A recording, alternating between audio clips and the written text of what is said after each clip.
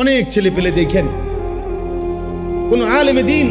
মহব্বত করেও যদি কেউ নেককার, কেউ নামাজের জন্য হেতে হাসে, মানে হেতে বুঝায় আর যে বেকুবে কি কয়, আমি গিরতাম নামাজ পড়ি, আমি কি পাগল নাকি?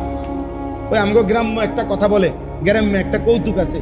ওই যে গরু মসজিদে ঢুকছে, মানুষ ফিটা দিছে, তো গরুর মালিক কইতেছে, কয়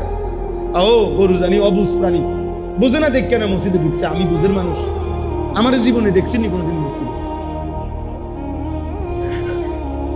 বুঝেন আমার কি জীবনে কোনোদিন দেখছিনি মসজিদ, আমি বুঝের মানুষ দেখে তো মসজিদে আগে গরু একটা অবুঝ প্রাণী এলেগে না মসজিদ। তো আমগরে আমরা যারা 5 ওয়াক্ত নামাজ পড়ি, এই নাফরমান গুলো মনে করে আমরা এলাম কি অবুঝ, আমরা বেউকুফ, আমরা আহম্মক, ওই চালাক, ওই সালাকে ওটা বুঝছে শুক্রবারে 2 রাকাত পড়লে সারে, এনে কিন্তু